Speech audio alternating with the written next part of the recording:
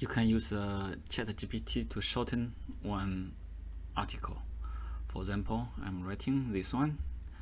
I just write short. Just give one word shorten.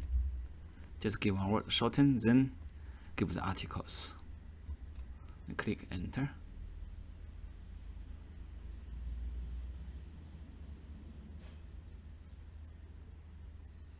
They will generate the short version for your article.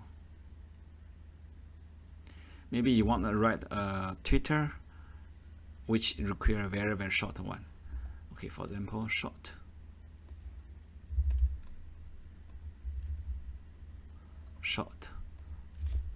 For Twitter post.